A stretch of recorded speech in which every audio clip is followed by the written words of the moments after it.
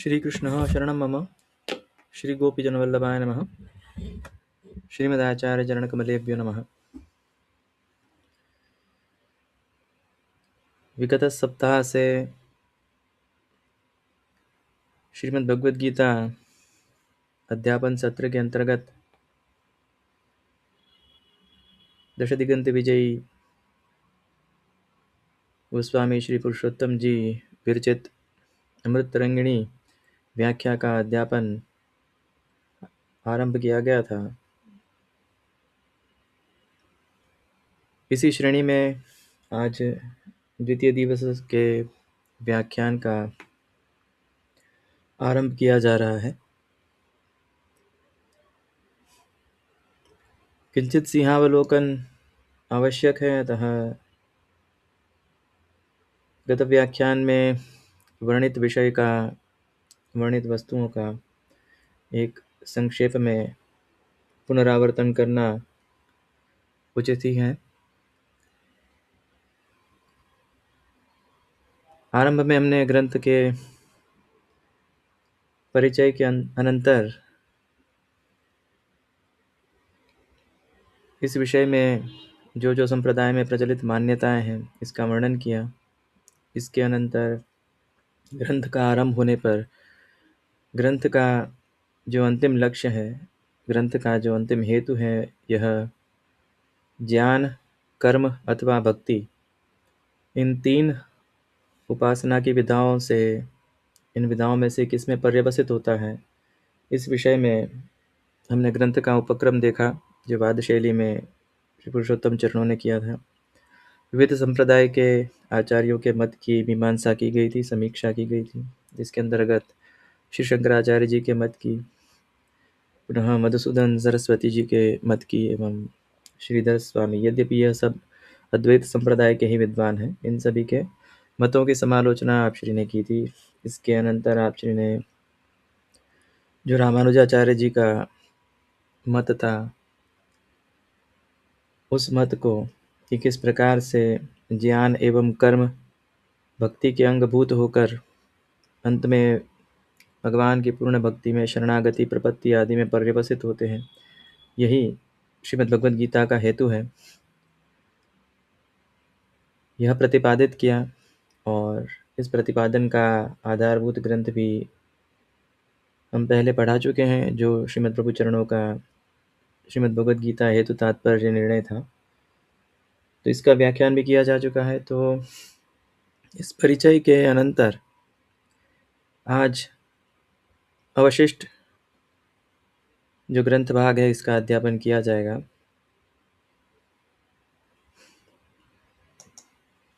अध्यापन का आरंभ करते हैं। अतः परम वाक्यानि व्याख्यायन्ते, कि इसके अनंतर अब वाक्यों का व्याख्यान किया जाएगा, अर्थात सारे जो श्लोक हैं इनको क्रम से अध्यापित किया जाएगा एवं सभी श्लोकों का विचार किया जाएगा। यद्यपि जैसा हमने कहा कि इतना विस्तृत विचार इस ग्रंथ में नहीं है जितना श्रीमद् पुरुषोत्तम चरणों के अन्य ग्रंथों में प्राप्त होता है, और इसके कारण के संबंधित जो उत्प्रेक्षाएं हैं संप्रदाय में, इसका भी हमने वर्णन किया। अनुग्रहाद विविध श्रेयोद्वारेण तत्र पुष्टि मर्यादा भक्ति अनुग्रहाद विविध श्रेयोद्वारेण भवति इति बोधनाय पांडवानां धर्मिष्ठत्वम्। अब यहाँ पुष्टि मर्यादा भक्ति जो है, यह अनुग्रह के द्वारा, विविध श्रेय के द्वारा, अनुग्रह जन्य विविध श्रेयों के द्वारा, अर्थात ज्ञान योग एवं कर्म योग अथवा जो अन्य साधन उपदिष्ट हैं,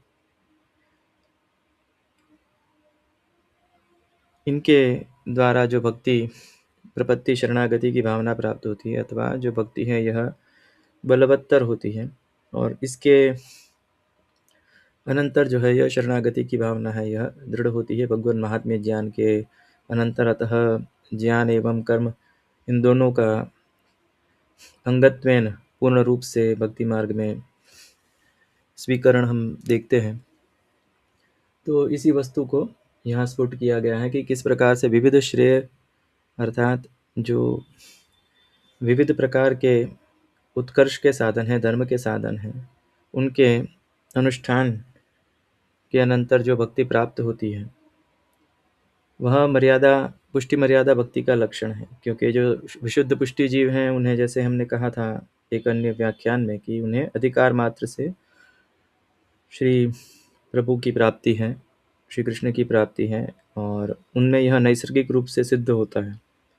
किंतु अन्य जो भी हैं, और इदानीन्तन वर्तमान समय में जो भी विद्यमान वैष्णवादी हैं, अन्य जो आस्तिक संप्रदाय के हैं, यह सभी विशेष रूप से जो पुष्टि मार्गीय वैष्णव है या पुष्टि मर्यादा के अंतर्गत आते हैं। और जो अन्य सभी संप्रदाय हैं, वैष्णव धर्मानुयायी हैं, यह भी मर्यादा भक्ति के अंतर्गत आते हैं। प्रवाह भक्ति भी एक प्रकार है इसका, किंतु यह विशेष वर्णन हम जब पुष्टि प्रवाह मर्यादा ग्रंथ पढ़ाएंगे तो उसमें करेंगे।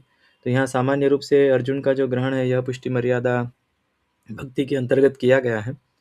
तो इस कक्षा में इनका भगवान ने वर्णन किया है, अतः इनके ऊपर जो अनुग्रह होगा, अर्थात इनके ऊपर जो अनुग्रह रूपा भक्ति सिद्ध होगी, यह विविध श्रेयोद्वार से होगी। अर्थात ज्ञान एवं कर्म की के जो स्वरूप के अवबोध के अनंतर इसके संपूर्ण समीक्षा के अनंतर जो भक्ति का स्वरूप भगवान है यह निरूपित करेंगे। इसके अनंतर ही अर्जुन को कर्तव्य बोध होगा एवं तत्व बोध होगा। तो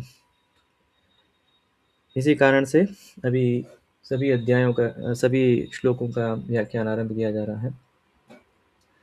पांडवानां धर्मिष्ठत्वम् अर्जुनस्य तेभ्योऽपि उत्कर्षं वदद्भिः व्यासचरणैः अर्जुने भजनोपदेशाधिकारद्वयं वक्तुं। प्रथमे अध्याये अर्जुनस्य आर्तत्वं प्रतिपाद्यते। पहले अध्याय में अर्जुन का आर्तत्व अर्थात शोक मोह निमग्नत्व, शोक एवं मोह से जो अति आर्त हो गए हैं, पीड़ित हो गए हैं, ऐसा निरूपण आता है। एवं जो पांडव हैं यह तो अति धर्मिष्ठ हैं, और अर्जुन इनमें भी सबसे श्रेष्ठ हैं, और स्वयं नर के अवतार हैं, नर नारायणांश जो भगवान के परब्रह्म पुरुषोत्तम के अवतार हैं। इसके अंतर्गत जो नारायणांश है, नर हैं, यह अर्जुन इन्हीं के अवतार हैं। तो अर्जुन में जो भजन का उपदेश है यह सिद्ध करने के लिए, यह पूर्ण रूप से बताने के लिए आर्तत्व पहले प्रतिपादित किया गया है, जिसके कारण कि जो हमने जिज्ञासु की परिभाषा गत व्याख्यान में देखी थी, कि जिसमें स्पष्ट रूप से गीता जी के ही श्लोक का वर्णन किया गया था।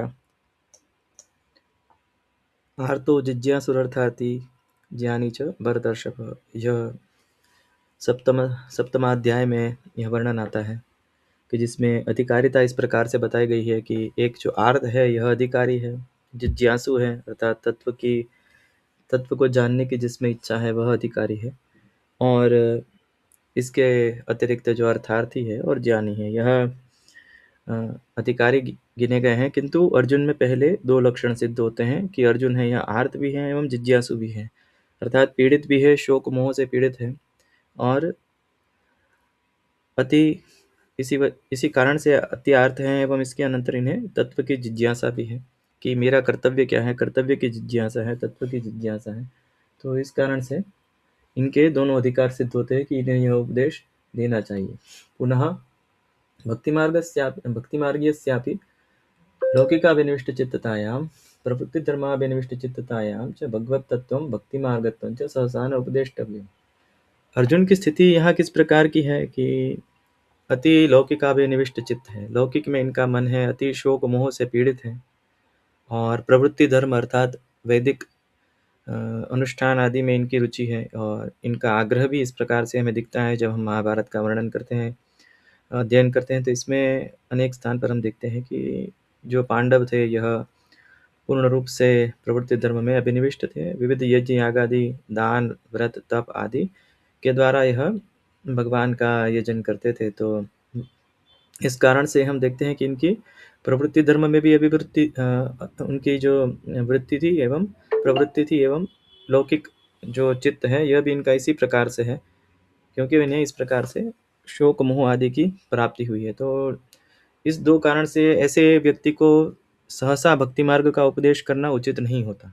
ऐसा श्री ठाकुर जी का विचार है और यही यहाँ पे स्फुट है कि ऐसे व्यक्ति को सहसा भक्ति मार्ग का जो उपदेश करना यह समीचीन पक्ष नहीं है। ऐसा हमने गोवर्धनोद्धरण के सुबोधनी जी का जब अध्यापन किया था, तो उस स्थान पर जिस प्रकार से नंदराय जी को श्री ठाकुर जी ने साक्षात जो है यह ब्रह्मवाद नहीं कहा था, किंतु ब्रह्मवाद भी नहीं कहा था, कालवाद भी नहीं कहा था, किंतु स्वभाव एवं कर्मवाद कहा था। क्योंकि जो नंदराय जी थे, इनका ग्रामीणत्वेन वर्णन आता है और शास्त्रावबोध इतना न होने के कारण सहसा जो काल धर्म है अथवा कालवाद है अथवा ब्रह्मवाद है कार्य कारण भाव से, तो वह समझाना उनके लिए थोड़ा कठिन था। तो इस कारण से ठाकुर जी ने वहाँ स्वभाववाद एवं कर्मवाद का वर्णन किया था। तो उसी न्याय से यहाँ पर भी अर्जुन जो है यह इस प्रकार से लौकिक अभिनिविष्ट चित्त हैं, अतः इस कारण से इन्हें यह सहसा भक्ति मार्ग का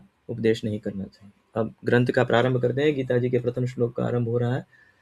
धृतराष्ट्र उवाच धर्मक्षेत्रे कुरुक्षेत्रे समवेतायुत्सवः मामकः पांडवाश्चैव किम कुर्वत संजय।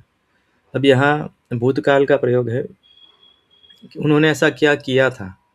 प्रायः हम देखते हैं कि जो प्रचलित वस्तु ऐसी है कि महाभारत में पहले गीता जी आती है, इसके अनंतर जो है यह युद्ध का प्रारंभ हुआ और ऐसा समझते हैं सभी। किंतु जिस समय गीता का उपदेश हुआ, जिस समय गीता जी का वर्णन महाभारत में आता है, उसमें परिस्थिति यह है कि भीष्म है, यह जो बाणशैया है इस पर अर्थात यह पराजित हो गए और इस पर शयन कर रहे हैं।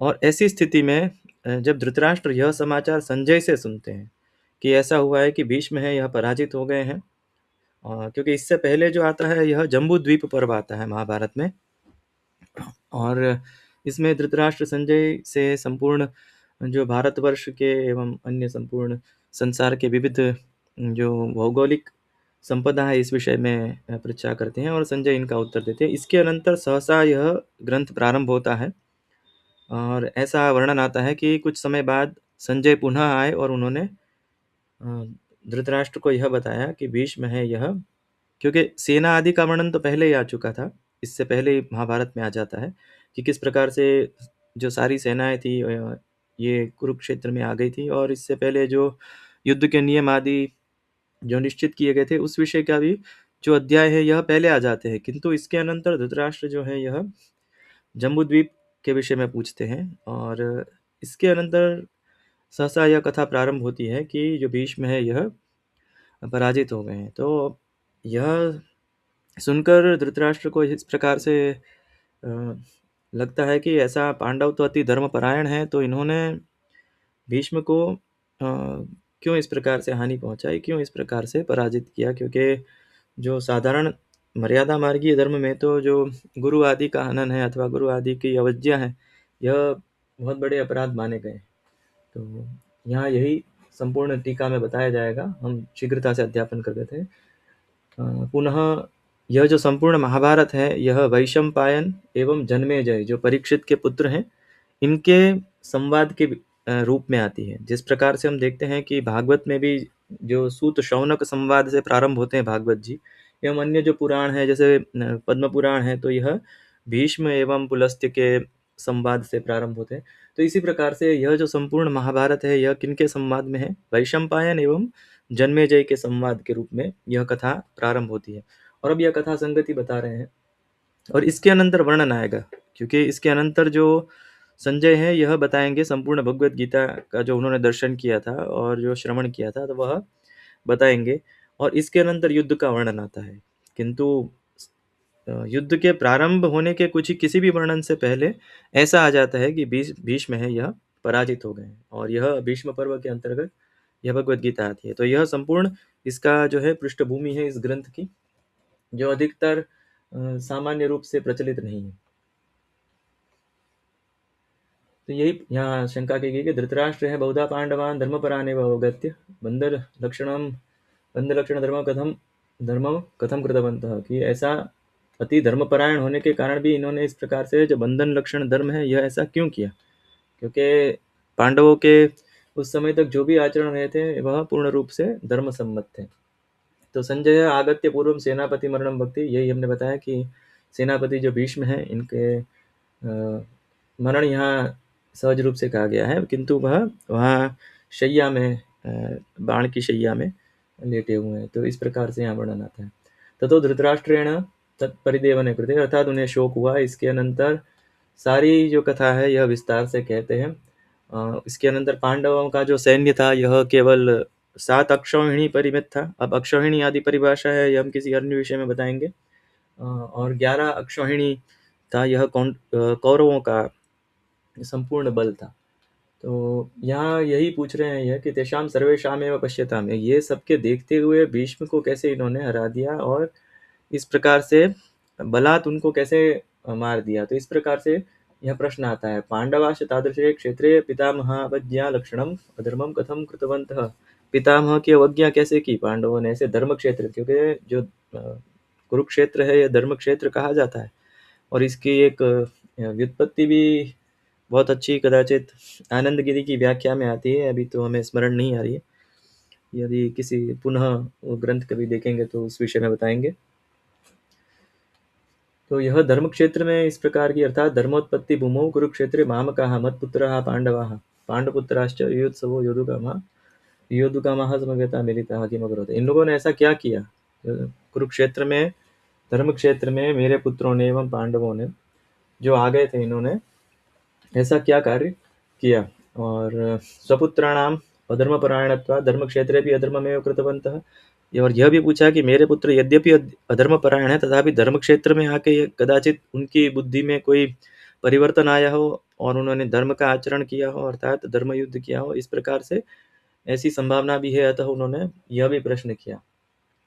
और यही मुख्य प्रश्न है कि पांडवाश्च धर्मपरायणाः तत्र धर्मक्षेत्रे द्रोणादीन गुरुन कथम मारितवन्तः, कि धर्म क्षेत्र में द्रोणादि को उन्होंने कैसे परास्त किया। तो एक मत ऐसा भी आता है कि संपूर्ण यह जो प्रक्रम बता रहे हैं कि इसका अर्थ ही यह है कि सारे सेनापतियों का वध हो गया। तो ऐसा भी आता है इसका, किंतु यदि ऐसा हो तो सबसे पहले जो दुर्योधन है, यह मत हमें समीचीन इस कारण से नहीं लगता क्योंकि अधिक अधिक से अधिक हम इसमें ऐसा ले सकते हैं कि द्रोणाचार्य के वध के अनंतर यह कह रहे हैं, किंतु यह भीष्म पर्व के अंतर्गत आती है, अतः इसको उस दृष्टि से भी लेना समीचीन प्रतीत नहीं होता। और भीष्म है यह पितामह है तो गुरु भी हैं, और इस कारण से यह पक्ष समीचीन नहीं होता। किंतु ऐसे कुछ कुछ मत हैं, किंतु क्योंकि यदि ऐसा होता तो दुर्योधन के भी वध का समाचार जाता और इसके अनंतर वह इस प्रकार से स्थैर्य चित्त होके यह श्रवण करे, यह संभावना कम ही है। इस विषय में कुछ कुछ शंकाएं रहती हैं, किंतु यह साधारण रूप से जो प्रचलित वस्तु है वह यह है कि भीष्म के पराजित होने के अनंतर ही यह जो क्रम है यह हुआ है श्रीमद् भगवद गीता का। हम धृतराष्ट्र हैं यह इस प्रकार से पूछ रहे हैं तो उन्हें इस बात का संदेह है कि यह अधर्म है। तो संजय इसका उत्तर दे रहे हैं कि यह अधर्म तो नहीं है, क्योंकि भगवता कर्तव्यत्वेन बोधना, क्योंकि उन्होंने संपूर्ण गीता जी का उपदेश सुन लिया है और यह बता रहे हैं कि भगवान ने इसको कर्तव्यत्वेन बताया है। अतः इसी कारण से, अर्थात भगवान श्री कृष्ण ने यह युद्ध जो है, यह कार्य जो है, इसको कर्तव्यत्वेन बताया है। अतः यह जो आप कह रहे हो कि पितामह की अवज्ञा की और यह दोष है, यह धर्म है, तो यह उचित नहीं है। और इसका उत्तर संजय है विस्तार से देते हैं। संजय उवाच दृष्ट्वा तो पांडवानीकम व्यूढ़म दुर्योधन सदा आचार्यमुपसंगम्य राजा वचनमब्रवीत्। इसके अनंतर धृतराष्ट्र का वाक्य सुन के संजय ने उनके पुत्र की कथा कही, क्योंकि पहले तो उन्होंने यह पूछा था कि मेरे जो पुत्र हैं यह भी वैसे प्रायः तो यह धर्मपरायण है, तथापि यहाँ धर्म क्षेत्र में जाके कदाचित इनके मति परिवर्तन हुआ है। तो उनका वर्णन करते हैं। राजा दुर्योधन व्यूढ़म व्यूहरचनया स्थितं पांडव सैन्यम दृष्ट्वा। दुर्योधन है यह पांडवों की सेना को देखकर आचार्य के समीप जाते हैं, द्रोणाचार्य के समीप जाते हैं। और यहाँ यह भी बताया गया है कि जो युद्ध की पहल है यह इन्होंने की है, कौरवों ने की है। एतेन अपराधित्वेपि धार्तराष्ट्रेव युद्धे प्रथमं प्रवृत्तः, कि स्वयं अपराधी हैं, इन्होंने अनेक अन्याय किए हैं। यह हम भारत की अर्थात महाभारत की पूर्व कथा में देखते हैं। तथापि अनेक अपराध इनके करने के अनंतर भी यही युद्ध करना चाहते थे और इन्होंने ही आक्रमण किया हुआ है। तो इस प्रकार का वर्णन आता है। अतः संपूर्ण इसका जो दायित्व है यह कौरवों का है। पश्येतां पांडुपुत्राणाम आचार्य महतीं जमुं व्यूढां द्रुपदपुत्रेण तव शिष्येण दीमते। अब दिखा रहे हैं कि यह जो सेना है, आचार्य द्रोण है, यह कुछ उदासीन लग रहे थे, क्योंकि दोनों और से इन्हीं के शिष्य लड़ रहे थे, तो इस कारण से ये थोड़े उदासीन थे। और भीष्म है, यह तो स्वयं सेनापति बनाए गए थे, तो अतः इनका तो जो उत्साह है यह स्वाभाविक है। यह श्री पुरुषोत्तम चरण बता रहे हैं। श्लोक का अर्थ यह नहीं है। श्लोक का अर्थ तो दुर्योधन यह कह रहे हैं कि आप यह पांडवों की इतनी विशाल सेना है, यह आप देखो जिसे आपके शिष्य ने इसकी व्यूह रचना की है, अर्थात द्रुपद पुत्र ने। अब यहाँ देखो कि किस प्रकार से जो सनातन धर्म है इसमें अद्भुत महात्म्य आता है ब्राह्मणों का, अद्भुत महात्म्य आता है गुरुओं का, कि आचार्य द्रोण को यह ज्ञात है कि धृष्टद्युम्न का जो जन्म है, क्योंकि धृष्टद्युम्न ने यज्ञ से जन्म लिया है, राजा द्रुपद के पुत्र हैं, और यह जानते हुए भी कि यह जो वरदान मांगा था यज्ञ से राजा द्रुपद ने, वह यह था कि मुझे आचार्य द्रोण का वध करने वाला पुत्र चाहिए। तथापि उन्होंने उसको शिष्य बनाया और उसे संपूर्ण शस्त्र शिक्षा दी।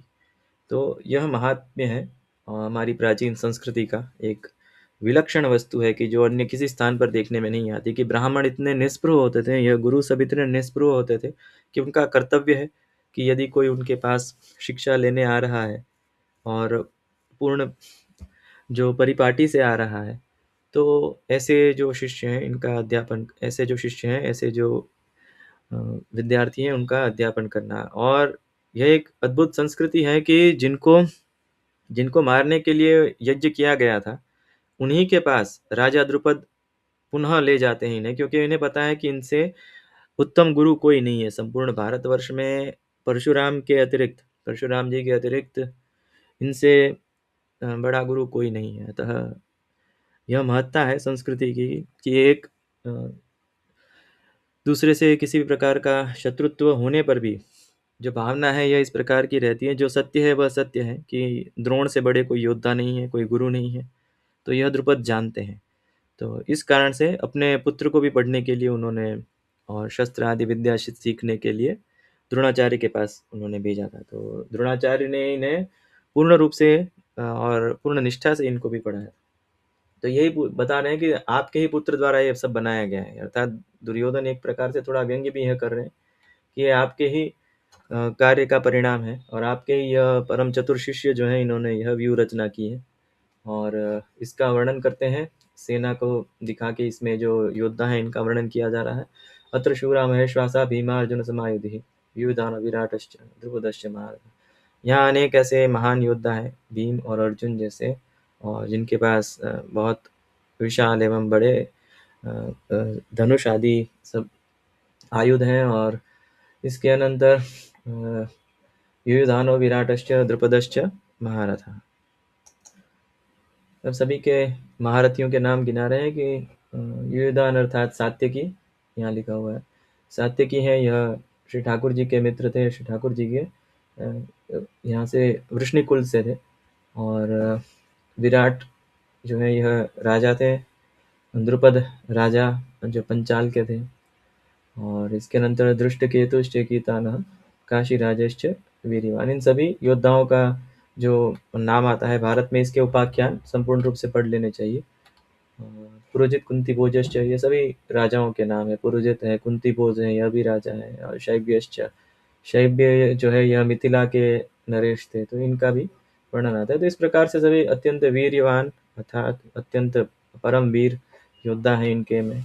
और युधामन्युश्च विक्रांतः, और अभिमन्यु है, यह भी अति पराक्रमी है। और जितने भी द्रौपदी के पुत्र हैं यह सभी महारथी हैं। अब यहाँ शास्त्र से लक्षण बता रहे हैं श्री पुरुषोत्तम जी। महारथ लक्षणम एकोदश सहस्त्राणि योधयेद्यस्तु धन्विनाम शस्त्र शास्त्र प्रवीणश्च महारथी स्मृतः, कि एक ऐसा योद्धा जो 10,000 जो योद्धाओं से युद्ध कर सकता है, अर्थात 10 सहस्त्र जो धनुर्धारी है उनसे युद्ध कर सकता है और सभी शस्त्र एवं शास्त्र में प्रवीण हो, उसको महारथी कहते हैं। और ऐसा योद्धा जिसके लिए संख्या का कोई महत्व नहीं है, वह कितने भी योद्धाओं से युद्ध कर सकता है, तो उसको अतिरथी कहते हैं। तो जो ये अर्जुन है, भीष्म है, आचार्य द्रोण है, यह सब अतिरथी की कक्षा में आते हैं। और तो इस प्रकार से यह शास्त्र के द्वारा किए हुए विभाजन है। और रथी अर्थात जो एक से ही युद्ध कर सकता है, और उससे भी जो अर्धरथ उसको कहा जाता है कि दो जो है यह सम्मिलित होकर किसी एक के साथ युद्ध कर सकते हैं। क्योंकि कोई ऐसे भी होते हैं कि जो इतने शूर नहीं होते, इतने वीर नहीं होते, अथवा वीर भी हो तथापि इतनी उनमें शस्त्र कौशल्य नहीं होता। तो इस कारण से ऐसे जो होते हैं योद्धा, वह दो यदि वह सम्मिलित होकर किसी एक के साथ युद्ध कर सकते हैं, तो इसको अर्धरथ कहा जाता है। यम तत्सैनिकान् उक्त्वा स्वीयान् प्रोत्साहनार्थम अस्माकम्। अब उत्साह देने के लिए अपने सैन्य का वर्णन करते हैं। अस्माकं तु विशिष्टाय तान् निबोध द्विजोत्तम नायकाः सैन्यस्य संजातं तान् ब्रवीमि, यही बताया गया है। और एवं विज्ञाप्य तन्नामानि, और इनके नाम बता रहे हैं। भवान अर्थात आप, आचार्य द्रोण को कह रहे हैं कि आप हैं, भीष्म हैं, कर्ण हैं। यद्यपि कर्ण को भीष्म ने युद्ध में नहीं आने दिया था कि जिस समय तक मैं सेनापति हूँ, अर्थात भीष्म सेनापति रहेंगे, कर्ण सम्मिलित नहीं हुए। कृपाचार्य हैं और अन्य सभी अश्वत्थामा, विकर्ण, सौमदत्ती आदि जो योद्धा हैं, यह यहाँ आए हैं। समितिंजय अर्थात जो युद्ध में, ये सारे योद्धा कैसे हैं कि जो संग्राम को जीतना जानते हैं, और इन्होंने पहले भी अनेक संग्राम जीते हैं, अनेक युद्ध जीते हैं। अन्य च बहवः शूराः मदर्थे त्यक्तजीविताः नानाशस्त्रप्रहरणाः। अन्य अन्य ऐसे बहुत से शूर योद्धा हैं कि जिन्होंने मेरे लिए प्राण का त्याग पहले से ही ऐसे यह निश्चित करके ही आए हैं कि यदि, क्योंकि युद्ध में जाएंगे तो यह निश्चित ही हो जाएगा कि इसमें तो युद्ध का अनेक स्थान पर ऐसा भी आता है कि अनेक वस्तु होती है, यह युद्ध की दिशा उसका है, वह निर्धारण करती है। अतः जो इसी कारण से इसे समर कहा गया है। सुबोधनी जी में एक स्थान पे आचार्य चरण यही बताते हैं कि समर अर्थात मरण सहित। तो इसमें जय पराजय जो है यह नहीं जानते कि किसकी होगी। यद्यपि जो शस्त्र कौशल्य होता है यह आवश्यक है, तथापि जो धर्म है यह सबसे प्रबल होना चाहिए। अर्थात हम रामायण में भी यही निरूपण देखते हैं कि श्री रामचंद्र जी जो है यह यही बता रहे हैं कि जो धर्म की शक्ति है, और इससे अधिक जो है यह किसी की नहीं हो सकती। तो कितना भी यदि कुशल हो शस्त्र में, तथापि यदि अधर्म के स्थान पे है तो उनकी पराजय निश्चित ही हो जाती है। तो इस प्रकार के यह योद्धा है। इसके अनंतर यहाँ थोड़ा व्याकरण का परिष्कार किया गया है कि आदि कर्मणिकतः, यह कर्मणि का अर्थात यह इसके जो प्रयोग हैं, यह जो प्रत्यय है इसका प्रयोग है, यह इस अर्थ में आता है कि यह जो कर्म है यह अब यह कर्मणि कर्तरी आदि विभेद इस समय इनके अध्यापन करना थोड़ा कठिन है। तो इस कारण से इस पंक्ति को भी किसी अन्य समय के लिए ही छोड़ देना उचित है। सामान्य रूप से यह समझना चाहिए कि कर्मणि, जिसे हम इंग्लिश ग्रामर में कहते हैं कि पैसिव वॉइस, तो यह कहा जाता है कि यह पैसिव वॉइस का प्रयोग है संस्कृत में, और कर्मणि का प्रयोग कहा जाता है इसमें। तो इसके संपूर्ण सूत्र आते हैं, यह प्रकरण ही इसके अंतर्गत आता है। क्योंकि यह निष्ठा प्रत्यय जो आते हैं, इनकी परिभाषाएं अभी समझाना थोड़ा क्लिष्ट कार्य है, तो सामान्य रूप से ऐसा समझ जाना चाहिए। क्योंकि इसके अनंतर यह आता है कि आदि कर्मणिक तह कर्तरि च, अर्थात इसके अनंतर का जो सूत्र आता है यह इस प्रकार से आएगा कि इसका कर्तरि अर्थ में भी प्रयोग होगा, अर्थात एक्टिव वॉइस में भी इसका प्रयोग उस अर्थ में हो सकता है कि यदि जो कर्म है इसका आरंभ हो गया, अर्थात इन्होंने प्रारंभ से ही मेरे लिए अपने प्राण है यह ऐसा मान के ही चल रहे हैं कि इसमें यदि वीर गति भी प्राप्त होती है तो यह स्वीकार्य है। तो यहाँ इस कारण से बता रहे हैं कि अन्य च बहवः शूरा मदर्थे त्यक्त जीविता नाना शस्त्र प्रहरण, और सभी विविध प्रकार के शस्त्रास्त्र आदि में निपुण है। और यहाँ जो है यहाँ थोड़ा मतभेद शास्त्रों में यहाँ आता है कि अपर्याप्तम तदस्माकं बलम भीष्माभिरक्षितम पर्याप्तम तदमेतेषां बलम भीमाभिरक्षितम। यहाँ जो आनंदगिरी आदि व्याख्याओं में इस प्रकार से आता है कि यह जो बल है यह अपर्याप्त है। हमारा जो बल है यह पर्याप्त है पांडवों को हराने के लिए, अर्थात ये उनके लिए हमारा बल अपर्याप्त है, किंतु उनके लिए हमारा जो बल है यह पर्याप्त है। किंतु यहाँ पे श्री पुरुषोत्तम चरण इस प्रकार से बता रहे हैं कि हमारा जो बल है, दुर्योधन ऐसा कह रहा है कि हमारा बल है यह पर्याप्त नहीं है, और उनका जो बल है यह हमें हराने के लिए पर्याप्त है। और हमारा जो बल है किसके द्वारा रक्षित है? भीष्म के द्वारा, और उनका जो बल है यह भीम के द्वारा रक्षित है। तो इस प्रकार से यहाँ आता है।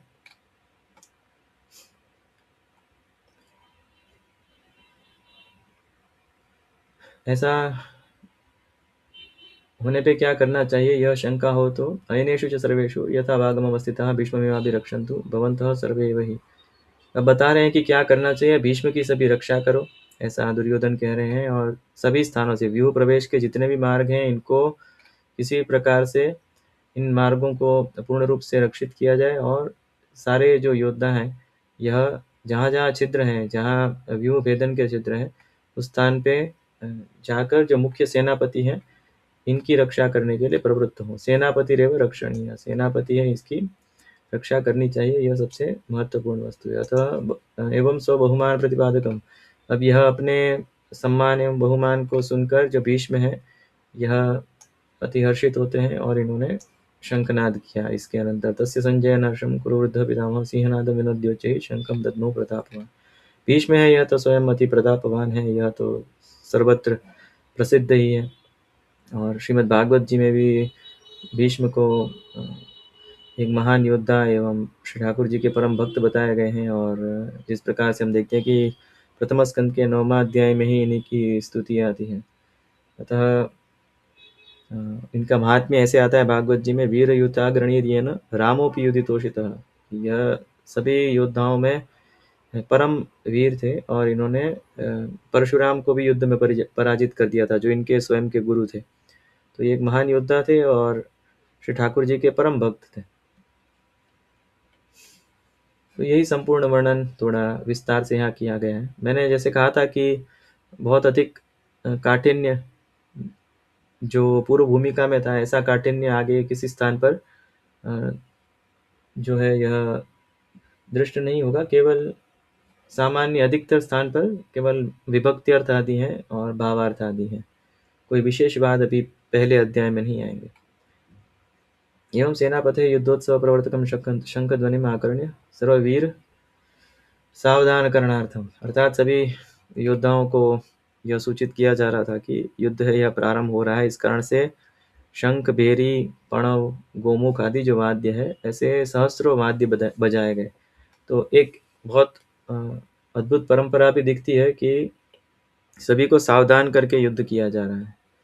जो दूसरी दुष्ट संस्कृतियां थी वो इस प्रकार की थी कि वह किसी भी समय पे और बिना बताए वह युद्ध करने के लिए प्रवृत्त हो जाते थे, क्योंकि उनके किसी भी उनके कोई शास्त्र नहीं होते हैं, और वह किसी भी प्रकार के नियम आदि उनके लिए होते नहीं है। तो इस प्रकार के जो पाशवी म्लेच्छ आदि संस्कृति के लोग रहे, इन्होंने इस प्रकार के युद्ध किए कि जिनकी भारतवर्ष के प्राचीन राजाओं को किसी प्रकार से इस प्रकार का अभ्यास नहीं था कि ऐसी दुष्टता भी हो सकती है, या ऐसे भी व्यक्ति हो सकते हैं जो किसी प्रकार के धर्म के पालन में न समझे। क्योंकि किसी समय में हम यदि अनुकूलता रही तो युद्ध के नियम, युद्ध के स्थान, इस विषय में संपूर्ण शास्त्र लिखे गए हैं। इनका भी पृथक अध्यापन करेंगे, बहुत ऐसा होगा तो संक्षिप्त व्याख्यान करेंगे कि जो युद्ध हो रहे थे, धर्म युद्ध भी हो रहे थे, तो उनके लिए जिस कक्षा की मर्यादा आदि के द्वारा वह युद्ध होते थे, वह एक अद्भुत वस्तु है। यहाँ तक कि जो प्राचीन भारत का वर्णन करने वाले सबसे पहले व्यक्तियों में से एक आते हैं, यह है मेगास्थनीज, जो यूनान के विद्वान थे, दार्शनिक थे। वो यहाँ आए थे भारत के यहाँ पर्यटन में। तो यहाँ की संस्कृति देख के उन्हें अति आश्चर्य हुआ था, और उन्होंने यह कहा था कि यहाँ की युद्ध शैली का बहुत अद्भुत वर्णन किया था कि यहाँ युद्ध में इतना धर्म का पालन होता है कि युद्ध जो है यह कभी ग्राम आदि में नहीं होते, अर्थात किसी नगर में नहीं होते, और जो स्त्री, बाल, वृद्ध आदि इनको हानि नहीं होती। और यह कोई शास्त्र नहीं लिख रहे, बाहर के लोग आके लिख रहे हैं। तो इतनी उन्नत संस्कृति भारतवर्ष की थी, जो पिछले कुछ सहस्त्र वर्ष से एक पाशवी संस्कृति के आक्रमण के अनंतर इस दुर्गति को प्राप्त हुई है। और यह वस्तु है, यह पूर्ण रूप से अपहृत है, छिपाई गई है, और जान के यह छिपाई गई है। ऐसा नहीं है कि अज्ञानवश हुआ है, पूर्ण अवबोध के साथ एक षड्यंत्र के अंतर्गत इसको छिपाया गया है। तो अब थोड़ा शीघ्र से अध्यापन करेंगे। एवं युद्धोत्सव ज्ञापक जो शंख ध्वनि थी, इसके अनंतर पांडवों में भी जो यह शंख आदि का वादक होता है, यह बताया गया है।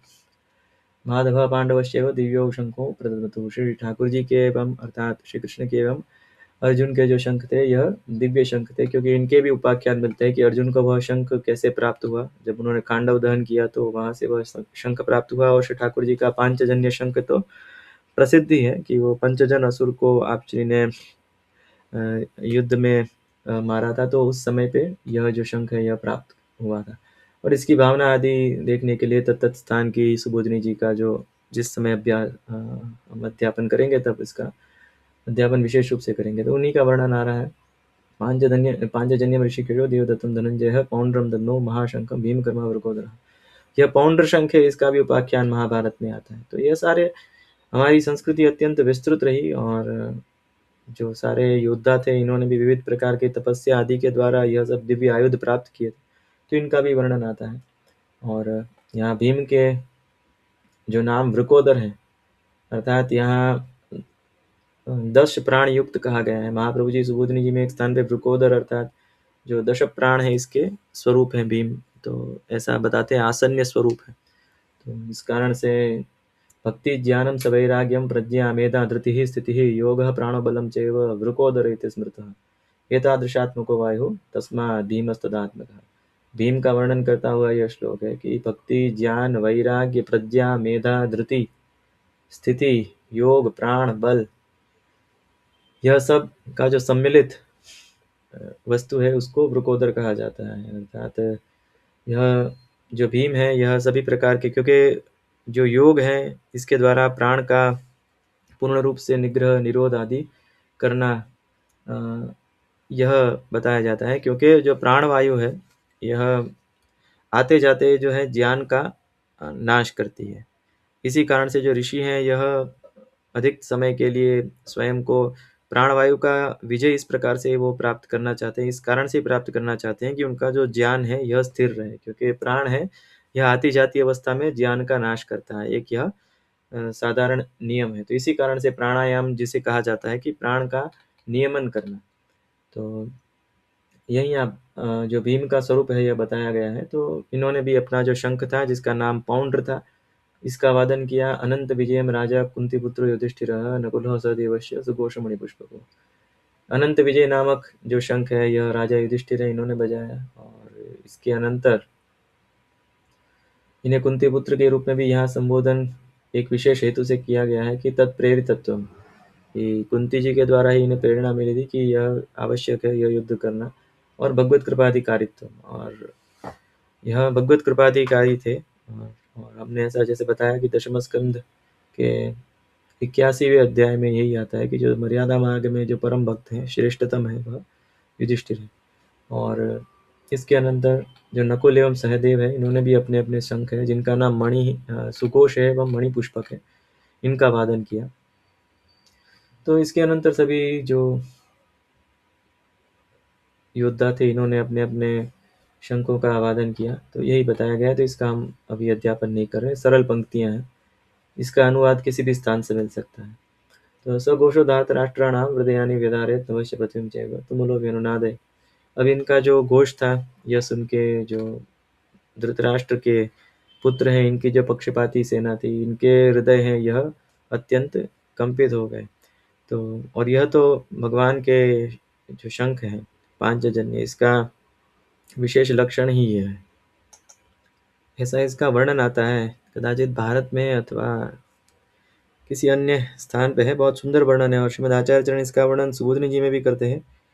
विष्णु और मुखोत्ता नीलपूरितस्य यस्य ध्वनिर दानव दर्पहंता, इस प्रकार से यह श्लोक आता है कि भगवान के श्रीमुख से परिपूरित जो वायु है, इसके द्वारा जो शंख बजाया जा रहा है, इसकी ध्वनि कैसी है कि दानव दर्पहंता, अर्थात जो आसुरी जीव हैं, इनके अभिमान का खंडन करने वाली है। तो यही स्थिति यहाँ हो गई है कि इनके हृदय विदीर्ण हो जाते हैं, जो धृतराष्ट्र के संपूर्ण पुत्र हैं, इनके एवं इनकी सेना के।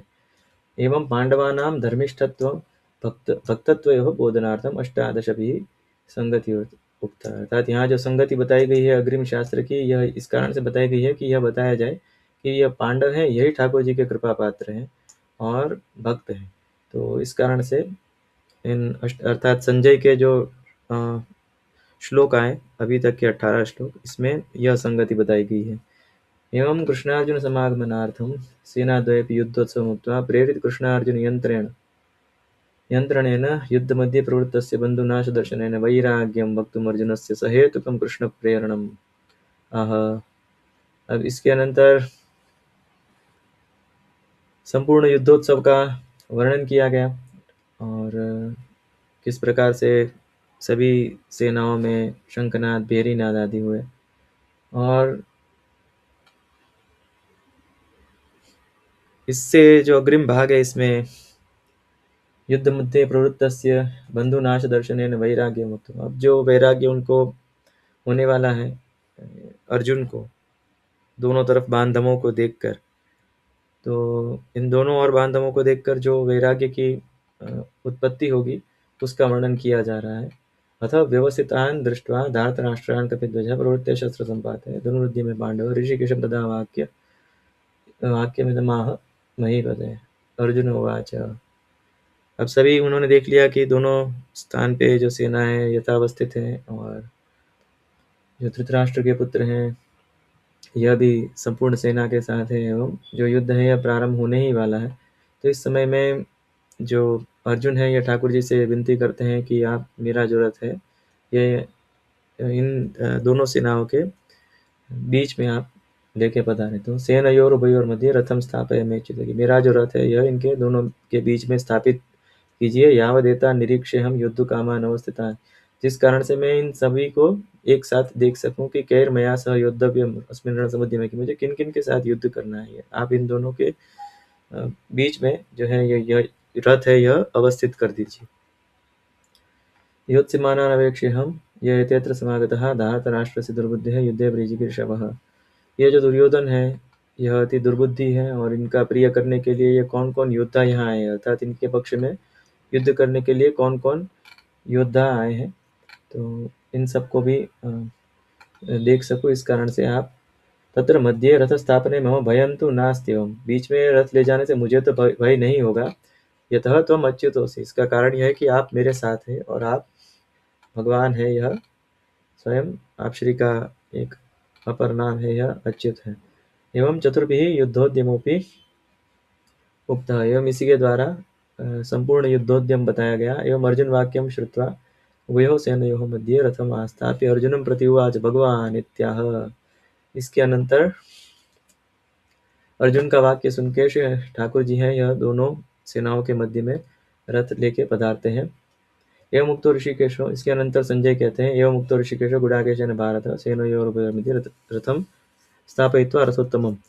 इसके अनंतर गुडाकेशेन जित निद्रेण, गुडाका का अर्थ होता है निद्रा, और अर्जुन है इन्होंने निद्रा का विजय प्राप्त किया था, तो ऐसा अर्जुन ने कहा। तो इस कारण से ठाकुर जी है यह रथ को लेके बीच में पधारते हैं। और ऋषिकेश ठाकुर जी को इस कारण से कहा जाता है क्योंकि ऋषिक अर्थात इंद्रिय होता है और इंद्रिय के जो स्वामी हैं यह ठाकुर जी होते हैं, उनके प्रेरक है। अंतर्यामित्वेन यहाँ भगवान को ऋषिकेश कहा गया है क्योंकि यह प्रेरणा ठाकुर जी ही करेंगे, जैसा कि हमने गत व्याख्यान में बताया था। क्योंकि यदि ठाकुर सामान्य क्षत्रिय धर्म के आवेश में यदि केवल ऐसे ही राज्य के लिए युद्ध करते तो संपत्ति जो है यह भगवत संबंधित नहीं होती और दुर्बुद्धि उत्पन्न कर सकती थी, दोष उत्पन्न हो सकता था राज्य प्राप्ति में। तो इस कारण से ठाकुर जी ने इसे अर्जुन को यह प्रेरणा की है कि ठाकुर जी की इच्छा से ही उनके हृदय में वैराग्य उत्पन्न होता है। इसी कारण से यहाँ ऋषिकेश कहा गया है कि यहाँ एक एक अक्षर की, एक एक शब्द की ऐसी भावना होती है। तो इसी कारण से प्राचीन आचार्यों की जो टीका है, वाणी है, इसका अवगाहन करना चाहिए। भीष्म द्रोण प्रमुखतः सर्वेषां च महीक्षिताम् उवाच पार्थ पश्येतान् समवेतान् कुरुनिति। अब सामने अर्जुन ने देखा तो भीष्म है, द्रोण है आदि सभी अन्य राजा भी हैं एवं इन सबको देख के जो ऐसे संपूर्ण कुरुवंश को देख के जो यहाँ आए हुए थे अर्जुन है यह ऐसा भगवान को कहते हैं। तत्रापश्यत् तान् पार्थ पितॄन् पितामहान् आचार्यान् मातुलान् वर्णन आ रहा है किन किन को देखा। तत्रापश्यत् तान् पार्थ पितॄन् पितामहान् आचार्यान् मातुलान् भ्रातॄन् पुत्रान् पौत्रान् सखींस्तथा श्वशुरान् सुहृदश्चैव सेनयोरुभयोरपि। अर्जुन को सभी के दर्शन होते हैं, पितामह हैं एवं आचार्य हैं, पुनः भाई हैं, पुत्र हैं, पौत्र हैं, श्वशुर आदि हैं। तो जितने भी जाति देह संबंधी जितने भी व्यक्ति हैं इन सबको देखते हैं। इसके अनंतर तान् समीक्ष्य स कौन्तेयः सर्वान् बन्धुनवस्थितान् कृपया पर्याविष्टो विषीदन्निदमब्रवीत्। ये देखने के अनंतर उन्हें शोक उत्पन्न होता है और यहाँ यही शंका बताई गई है कि अर्जुनस्य कथम विषादो जायते आह कृपया पर्याविष्टः। यहाँ जो है पुष्टि मार्गीय जो मत है यह विशिष्ट आता है कि परया भक्ति रूपया कृपया आविष्टः। परम भक्ति जो है अर्जुन की श्री ठाकुर जी के प्रति और उन्हीं की कृपा से यह जो है यह अर्जुन में इस प्रकार से जो है विषाद उत्पन्न हुआ है। अब कृपा से विषाद उत्पन्न हुआ है यह सुनने में थोड़ा असंगत लग सकता है, किंतु इसका सामान्य अर्थ है कि यदि यह विषाद उत्पन्न नहीं होता तो सामान्य क्षत्रिय आवेश में जो शौर्य आदि विवश होकर युद्ध करने पर जो संपत्ति है यह संपत्ति साधारण रूप से अनेक प्रकार की दोष गुण युक्त भी होती है, अनेक दोष भी होते हैं, अनेक गुण भी होते हैं। तो वह जो संपत्ति है वह अनिष्ट आदि कर सकती है। तो द्रव्य है इसकी भी शुद्धि आवश्यक है। तो जो भी संपत्ति आदि होती है इसकी भी शुद्धि है, तो उसकी शुद्धि जो होती है वह दान से की जाती है, ऐसा सामान्य हमारे जो धर्म में यह वर्णन आता है। तो ये भगवान की कृपा ही थी, इसी के द्वारा इसमें जो है यह किसी विषाद का अर्थात शोक का आवेश होता है। और इसके अनंतर ननु तथा सति राज्यापगमे लोक रक्षा न भविष्यति तत्रापि सा मे कथम आविर्भूत।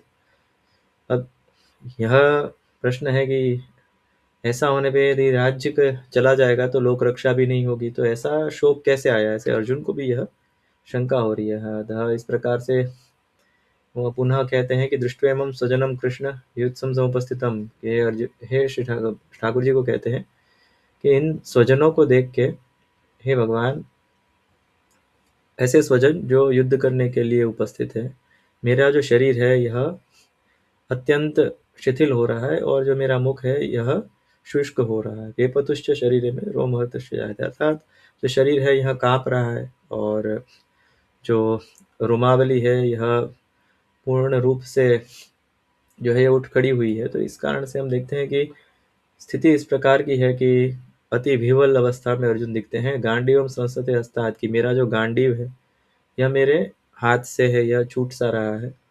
त्वक्चैव परिदह्यते, और मेरे जो त्वचा है इसमें एक विचित्र ज्वलन का अनुभव हो रहा है। न च शक्नोम्यवस्थातुं भ्रमति विच मे मनः, मेरा जो मन है यह सर्वत्र भ्रमित हो रहा है, तो इसको मैं स्थिर करने में किसी भी प्रकार से सक्षम नहीं हूँ। और इसके अनंतर पुनः कहते हैं कि निमित्तानि च पश्यामि विपरीतानि केशवे न श्रेयो न पश्यामि हत्वा स्वजनमाहवे, और मुझे ऐसे निमित्त भी लग रहे हैं कि यह करना उचित नहीं है, यह जो है यह कार्य जो है यह श्रेयप्रद नहीं होगा। अब श्रेयप्रद हमारे संप्रदाय में अर्जुन भक्त है, इनके इस कारण से इनका श्रेय शब्द से जो अर्थ तात्पर्य है वह यह है श्रेयो भगवत कृपात्मिका भक्ति, कि इससे भक्ति प्राप्त नहीं होगी, ऐसा मुझे लगता है। क्योंकि यहाँ श्रीमद् भागवत के जो योगेश्वर का उपाख्यान आता है, राजा निमि एवं योगेश्वरों का संवाद आता है एकादश स्कंद के द्वितीय अध्याय में, उसका यहाँ वर्णन किया गया है। तस्मात् मद भक्ति युक्तस्य योगिनो वै मदात्मनः न ज्ञानम न च वैराग्यम प्रायः श्रेयोपवेदिः। भगवान स्वयं यहाँ कहते हैं कि तस्मान् मद भक्ति युक्तस्य योगिनो वै मदात्मनः, अर्थात जो भी मेरे भक्त हैं अर्थात योगी हैं उनके लिए न ज्ञान एवं वैराग्य यह उनसे कोई इनको विशेष लाभ नहीं होता। आवश्यक है, अंगभूत है भक्ति के, किंतु यदि भक्ति संपूर्ण है, भक्ति युक्त है, वो आवश्यक है। किंतु यदि पूर्ण रूप से केवल ज्ञान मार्ग का अनुसरण करे या एकदम विरक्त हो जाए तो उनसे जो है यह इतना श्रेय जो है यह प्राप्त नहीं होता, ऐसा श्री ठाकुर जी कहते हैं।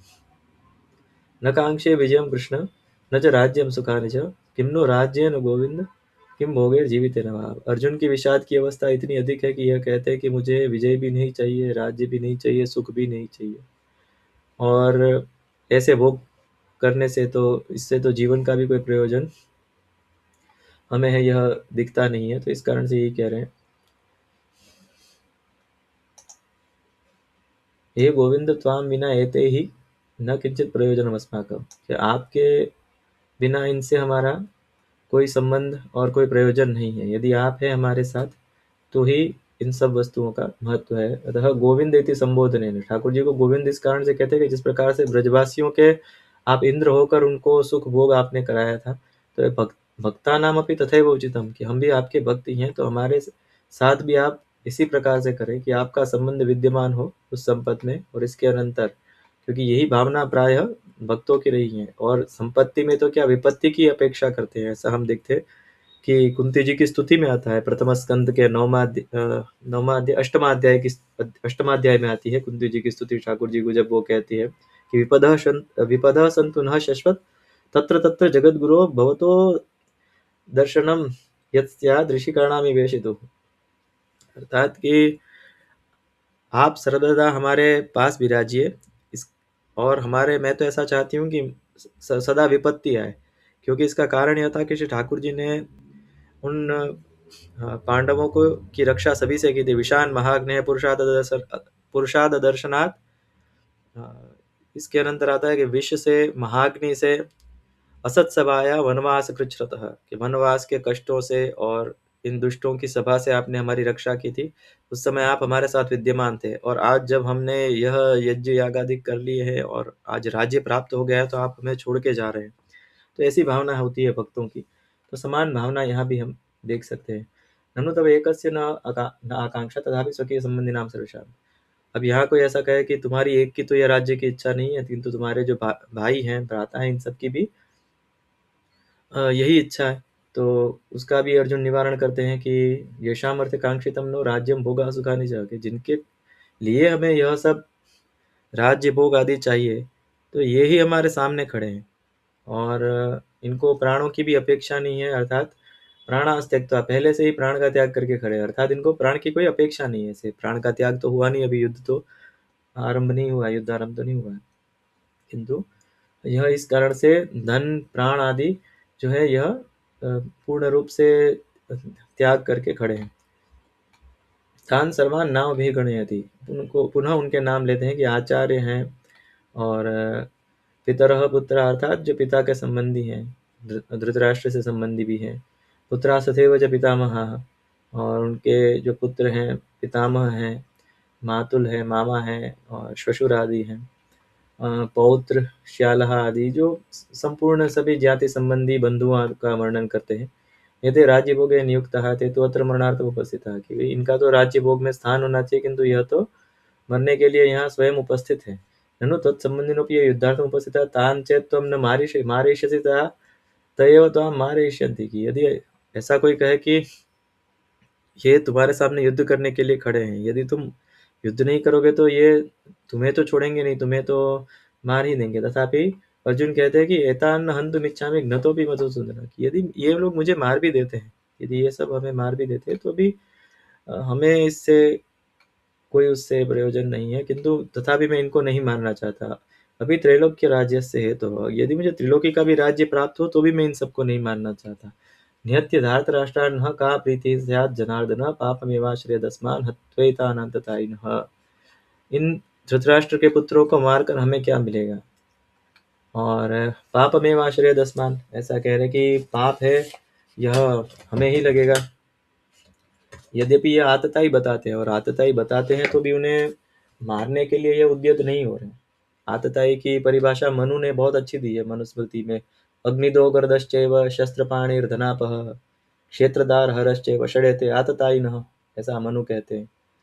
कदाचित यह 8वें अध्याय में आती है कि जो अग्नि से पीड़ा करे, अर्थात किसी के घर आदि में अग्नि का प्रकोप करे, यदि विष दे, और जो शस्त्र पाणी हो, धन हरण करने वाला हो, और जो भूमि का हरण कर ले, पत्नी आदि का हरण कर ले, ऐसे होते हैं, इनको आतताई कहते हैं। और ये सारे लक्षण हैं, यह इनमें सिद्ध हो रहे थे, सारे के सारे लक्षण सिद्ध हो रहे थे कौरवों में, क्योंकि इन्होंने अग्नि के द्वारा भी इन्हें जलाने का प्रयास किया।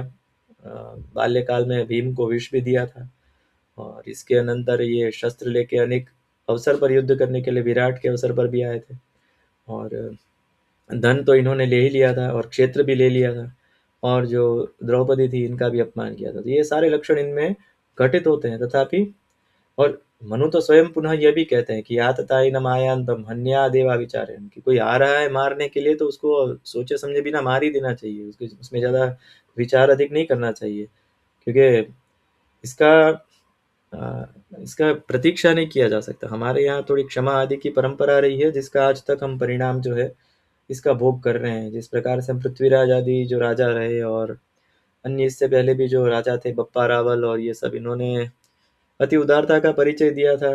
और ललितादित्य मुक्तापीड़ रहे, कन्नौज नरेश रहे, इन्होंने इन्होंने ऐसे ऐसे कार्य करके इन पाशवी लोगों को दे दिए, क्षमा किया इनको, इन म्लेच्छों को, कि इसके अनंतर आज यह देश की परिस्थिति हो गई है। अब यह संपूर्ण एक इतिहास है, जैसा हमने कहा कि यह धर्म और इतिहास साथ ही चलेंगे। इतिहास, राजनीति, धर्म, यह सब परस्पर एक दूसरे के संबंधी है। तो ये किसी अन्य अवसर पर पढ़ाएंगे, बहुत अच्छे विषय हैं यह, किंतु इतना समय हमें प्राप्त नहीं होता कि यह भी शास्त्र यदि भी ठीक ठाक हम पढ़ा ले तो यही भगवत कृपा है। तो मनु तो स्वयं कहते हैं कि इनको मारना चाहिए, तथापि अर्जुन इतने मोहवश है कि देखो, इन्हीं का वाक्य यहाँ कहा गया है कि अग्निदो गर्दश्च एव शस्त्र पाणिर्द्रावः। तो यही सब बात जो है यह बताते हैं। और इसके अनंतर कहते हैं सर्वथा एते उक्त सर्वदोष सहिता हंतव्य आय। किंतु यह कह रहे हैं कि यह तो आतताई है, यदि इनको हम मारेंगे तो इससे क्या होगा? धर्मशास्त्र विचार से हम अर्थशास्त्र की बाधा नहीं कर सकते, ऐसी उनके मन में शंका है। यह सिद्धांत नहीं है, यह केवल मनु का वाक्य उनके मन में आ रहा है, तथापि उन्हें यह शंका नहीं है इस प्रकार की। उन्हें इस प्रकार की शंका मात्र है, और ठाकुर जी इसका निवारण करेंगे कि यह जिसे तुम धर्म समझ रहे हो धर्म ही नहीं है। वो ऐसा समझ रहे हैं कि मैं धर्मशास्त्र की बाधा कर रहा हूँ अर्थशास्त्र के लिए, अर्थ अर्थात राज्य को प्राप्त करने के लिए। किंतु ठाकुर जी उसे समझाएंगे इसके अनंतर कि भाई धर्म तो यही है, और तुम जो कर रहे हो उससे धर्म की बाधा नहीं होगी। अभी उन्हें अधर्म का दर्शन हो रहा है, इस कारण से जो अर्जुन है यह थोड़े शिथिल हैं और अपने कर्तव्य के प्रति विमूढ़ हैं। अतः पुनः कहते हैं,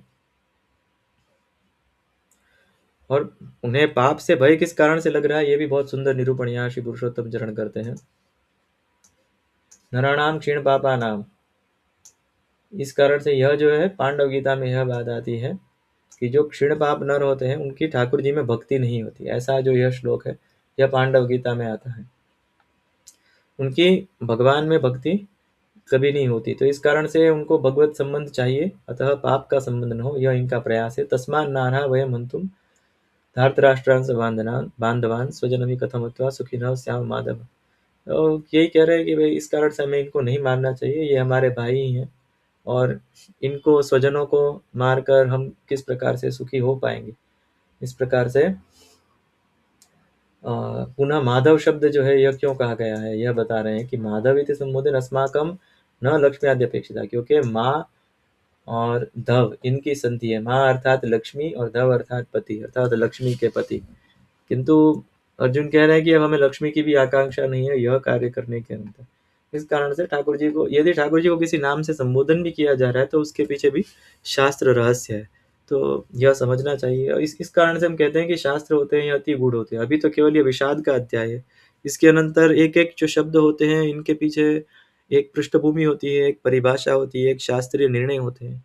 इसी कारण से ग्रंथ छोटे भी हों तो भी समझने में थोड़ा समय तो लगता ही है। और यह परंपराएं जो है यह प्राचीन ग्रंथकारों में दिखती है। इदानीन्तन तो कुछ भी अपने मन से स्वपद्य व्याख्याएं करने लगते हैं गीता जी की, तो इस प्रकार की व्याख्याओं से प्रायः बचना चाहिए। जो शास्त्र परंपरा से, संप्रदाय परंपरा से पढ़े रहते हैं, इनके जो व्याख्यान रहते हैं यह अधिक परिष्कृत रहते हैं।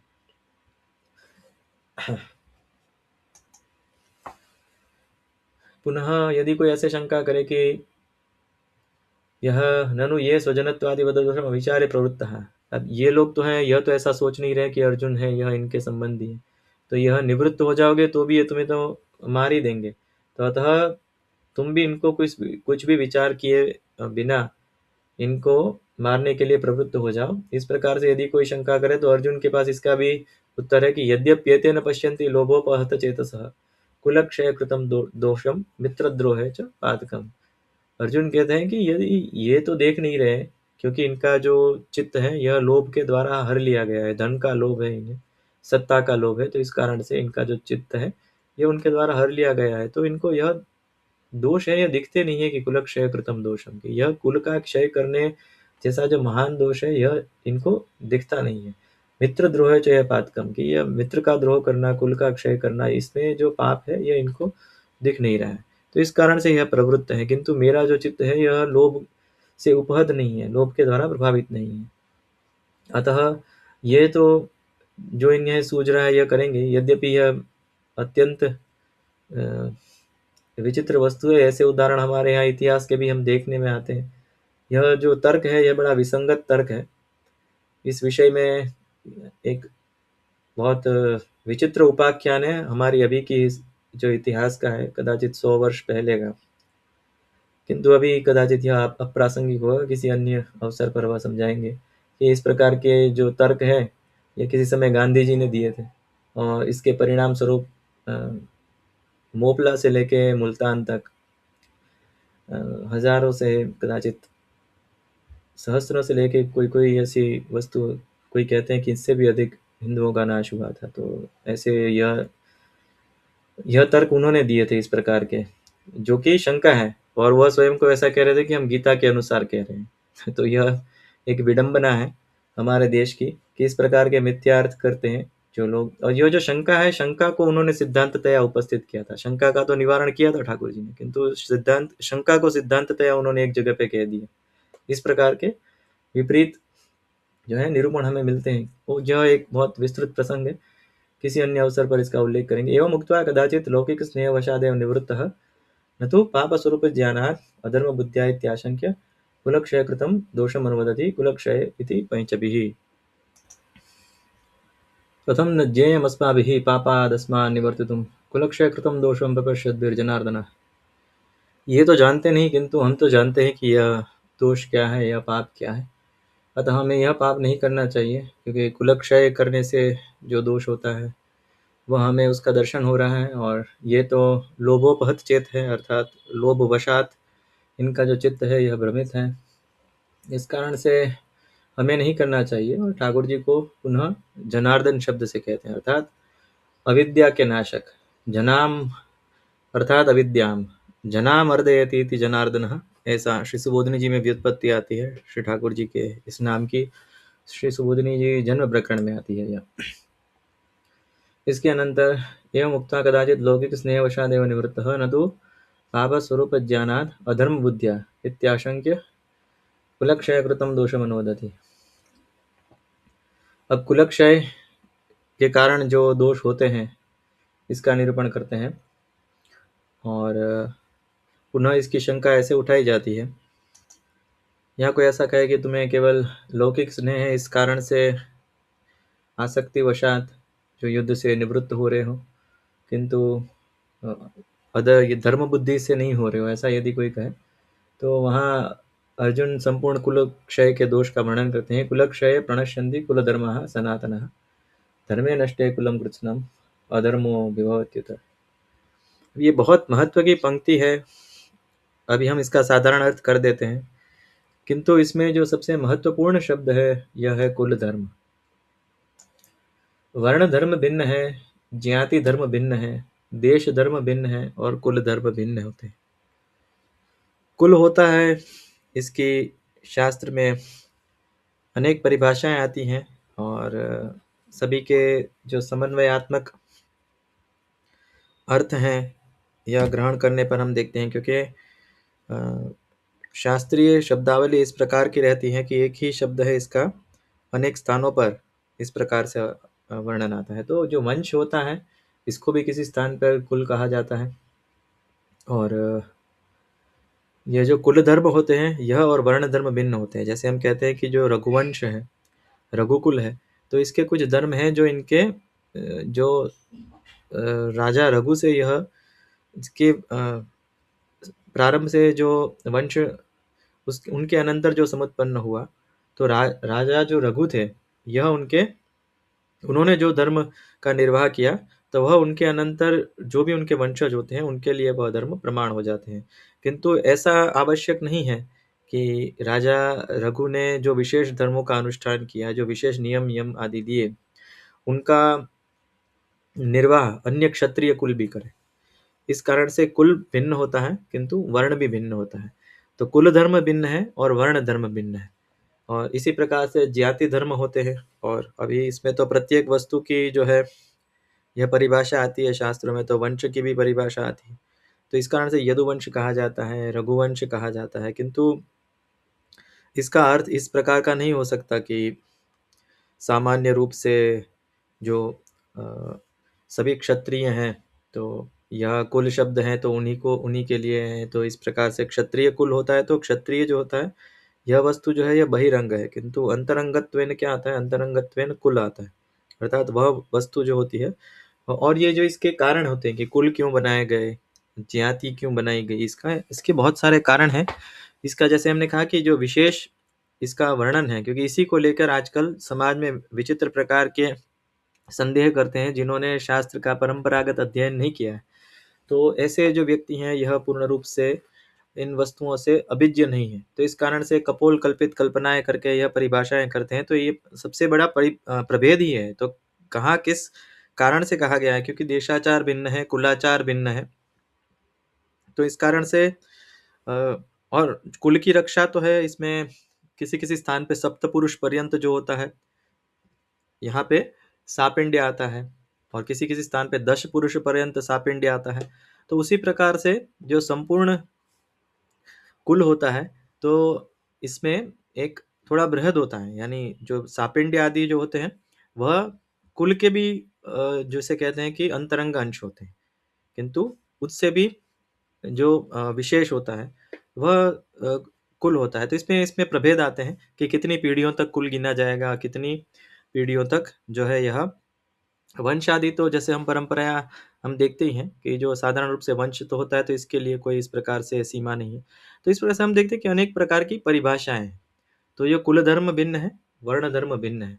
तो इसका आगे के भी जो श्रीमद् भगवद गीता में इस प्रकार के अर्थ आएंगे कि जिसमें वर्ण और कुल को लेके थोड़ी विसंगत बातें जो है यह लोग करते हैं, क्योंकि एक ही वर्ण में अनेक कुल होते हैं। और कुल के इस प्रकार से विशेषता बताई गई है शास्त्रों में कि आचारो विनयो विद्या प्रतिष्ठा तीर्थ दर्शनम निष्ठा वृत्ति तपोदानम नवधा कुल लक्षणम। यह कुल का लक्षण बताया गया है कि आचार क्या है उनका, उनका विनय कैसा है, व्यवहार कैसा है, विद्या कैसी है, प्रतिष्ठा कैसी है, तीर्थ आदि दर्शन उनके किस प्रकार से रहते हैं, और निष्ठा वृत्ति अर्थात व्यावृत्ति किस प्रकार से करते हैं, तप कैसा है उस कुल का, दान आदि किस प्रकार से। तो यह 9 प्रकार के लक्षण हैं। तो जिस कुल में यह अधिक प्राप्त होता है, तो उन कुलों का एक समूह बन जाता है और वो परस्पर अपने यहाँ विवाह आदि का प्रक्रम करते हैं। किंतु इसका अर्थ ये नहीं कि ये भेदभाव हो रहा है, किंतु क्योंकि सबसे पहले बताया है आचार। अब आचार ऐसी वस्तु है कि देश के आधार पर होता है। अब देश देखने जाए तो जो हिमालय के स्थान पर अर्थात जो उत्तर भारत में जिस प्रकार के आचार रहेंगे, तो वह सहज है कि वह दक्षिण भारत में वह आचार संभव नहीं है, क्योंकि जलवायु का इतना बड़ा प्रभेद है कि कुछ वस्तुएं जो धर्मशास्त्र ने उनके लिए मान्य की हैं कि उत्तर भारतीय ब्राह्मण है अथवा उत्तर भारतीय अन्य जो भी वर्णाश्रम अनुयायी हैं, यह आचरण यह कर सकते हैं, किंतु दक्षिण भारतीयों के लिए वह वस्तु कुछ वस्तुएं हैं वह निषिद्ध है।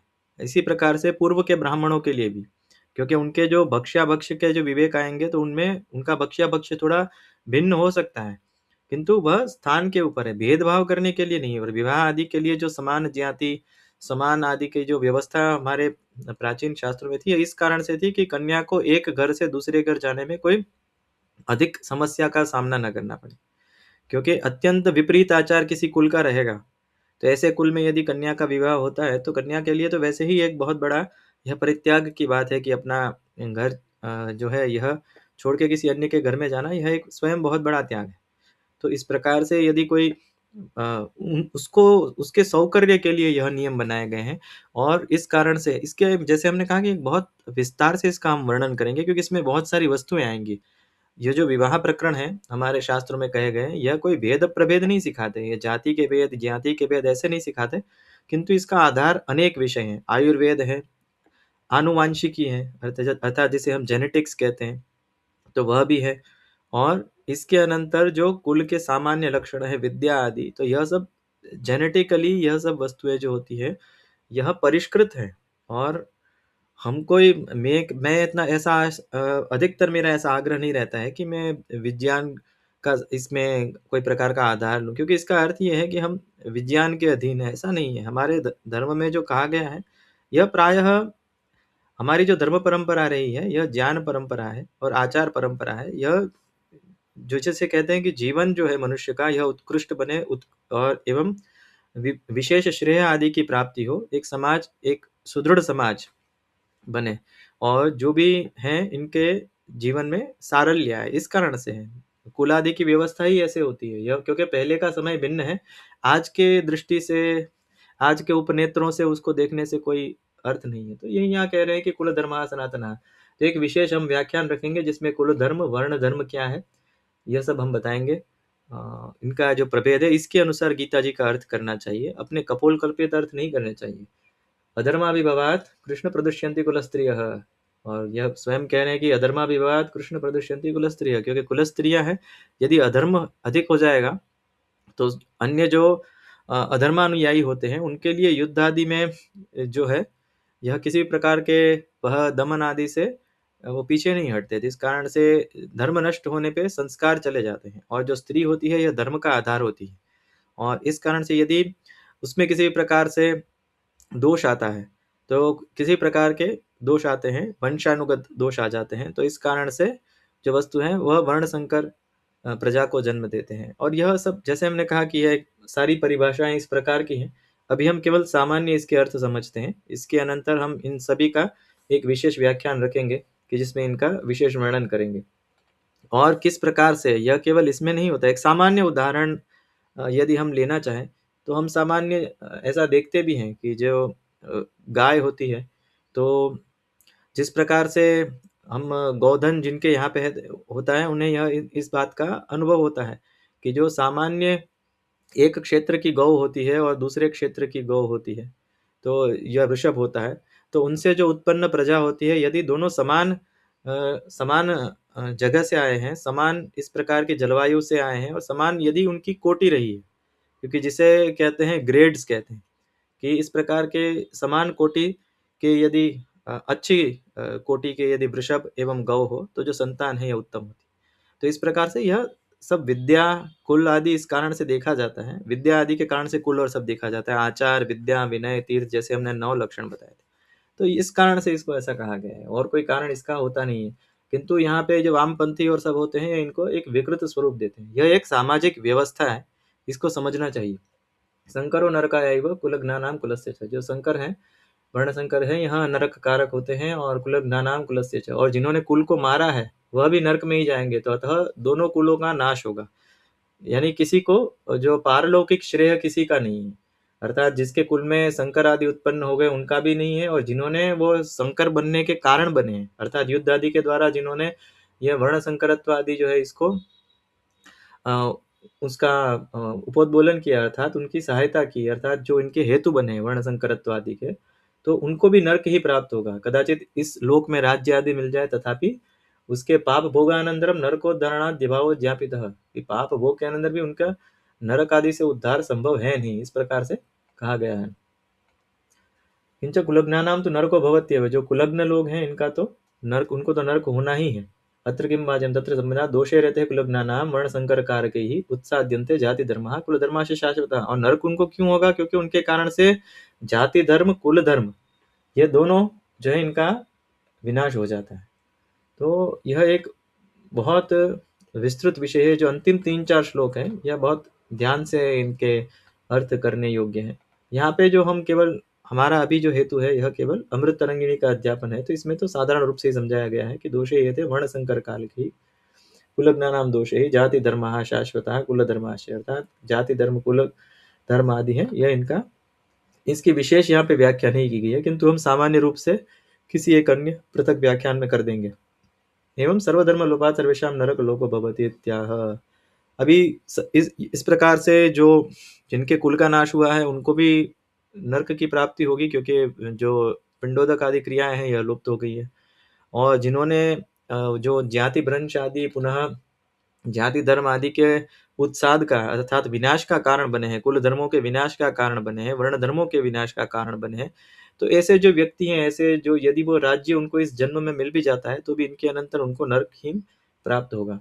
उत्सन्न कुल धर्माणाम मनुष्याणाम जनार्दन नरके अनियतम वास भवति इत्यनुशुश्रुम। यह साधारण जो धर्मशास्त्रों में मर्यादा मार्ग में इस प्रकार की बातें आती हैं कि मनुष्याणाम नियतम नरके वास भवति, यदि कुल धर्म लुप्त हो जाते हैं, अपने कुल की मर्यादा जो नहीं रखते हैं, तो इस प्रकार के जो व्यक्ति होते हैं तो उनका जो नरक में जो वास होता है यह नियत यानी वह निश्चित ही होता है, उनको नरकगामी उनको होना ही पड़ता है।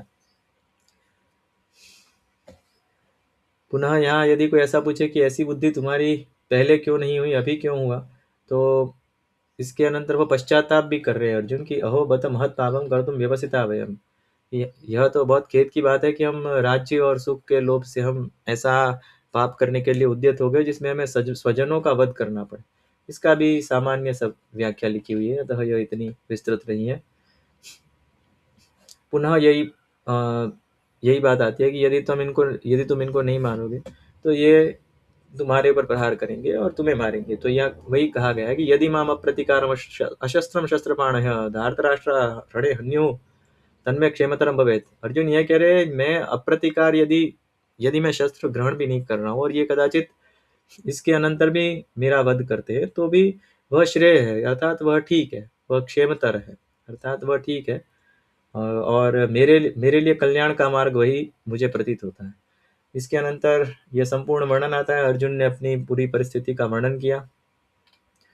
और इसके अनंतर संजय कहते हैं कि एवं मुक्त्वा अर्जुनः संख्ये रथोपस्थ उपाविशत् विसृज्य सशरम चापम शोक संविघ्न मानस। इसके अनंतर जो अर्जुन है यह बैठ जाते हैं रथ के नीचे, और इनका जो धनुष है और तुणीर है, अक्षय तुणीर था इनका, तो इनका वो परित्याग करते हैं और छोड़ के ठाकुर जी के सन्मुख में आके बैठते हैं। एवं अस्मिन् अध्याय अर्जुनस्य विषादे लोकशास्त्रातिक्रमो हेतुत्वेन उक्तः न च आर्ताधिकारस्य अग्रिमाध्यायारम्भे एव सिद्धे अस्य अध्यायस्य किं प्रयोजनमित्याशङ्क्य। अतः यहाँ पे बताया गया है कि अर्जुन का जो यह विषाद है यह लोक शास्त्र के अतिक्रम के कारण था। सामान्य रूप से जो लोक न्याय रहता है कि गुरुवादि हनन है यह निषिद्ध है, एवं इस प्रकार से जो संपत्ति आदि प्राप्त होती है यह अनिष्टकारिणी होती है, तो इस कारण से यह इनका हेतु है। और ऐसा भी नहीं समझना चाहिए कि आर्ताधिकार जो है अर्थात आर्त का जो अधिकार है वह, क्योंकि अग्रिम अध्याय में भी इसका वर्णन आएगा कि अर्जुन के कुछ शोक युक्त वाक्य है, कुछ वो आएंगे। तो यह कह रहे हैं कि आर्त का अधिकार तो वहां भी सिद्ध हुआ था, क्योंकि अर्जुन को यहाँ पे दो प्रकार से अधिकारी माना गया है, आर्त और जिज्ञासु। तो यहाँ पे आर्ताधिकार है वह तो अग्रिम अध्याय से ही सिद्ध हो जाता है, तो इस अध्याय का क्या प्रयोजन है, ऐसी कोई शंका करे तो यहाँ कहते हैं कि कृपावेश बोधनार्थत्वेन सब प्रयोजनवत्वात्। यहाँ कृपा के आवेश का अवबोध होता है, अर्जुन को कृपा के आवेश के द्वारा यह वैराग्य की उत्पत्ति हुई। इस कारण से यह जो अध्याय है यह श्री ठाकुर जी की कृपा अर्जुन में आविष्ट होती है और इसके अनंतर उन्हें वैराग्य उत्पन्न होता है, जिससे कि जो युद्ध के अनंतर जो संपत्ति है, युद्ध के अनंतर जो राज्य है उसका भगवत संबंध हो और दोष का निवारण हो। अतः एव पाद में गीता महात्म्य, अतः बता रहे हैं, इसका हेतु भी बता रहे हैं। तस्माद अध्याय माध्यम यह गीता महात्म्य में, पद्म पुराण के गीता महात्म्य में कहा गया है तस्माद अध्याय माध्यम यह पठेद यह संस्मरेत। पहला अध्याय का जो पाठ करता है, जो स्मरण करता है और अभ्यास करता है, अभ्यासेद अस्य अभ्यासाद होना चाहिए, अभ्यासाद अस्य न भवेत् भवाम बुद्धि सुदुस्तरः। अतः इसका पहले अध्याय का पाठ स्मरण अभ्यास आदि करने से जो भवसागर है यह सुदुस्तर हो जाता है, और भवसागर जो है यह जो बहुत सुदुस्तर है अर्थात कठिनता से पार करने योग्य है, उसका प्रभाव नहीं होता। यह इसका फल बताया गया है। अतः उपोद्घात संगति, अर्थात जो ग्रंथ का आरंभ किया गया था कि अर्जुन जो है यह आर्त हैं और जिज्ञासु हैं, और श्री ठाकुर जी की कृपा है, यह इनके वैराग्य की उत्पत्ति में कारणभूता है, और आर्त एवं जिज्ञासु दो इनकी अधिकारिता है। तो इस प्रकार से अमृत तरंगिणी में पहला अध्याय संपूर्ण होता है। और कदाचित यह जो गीता जी के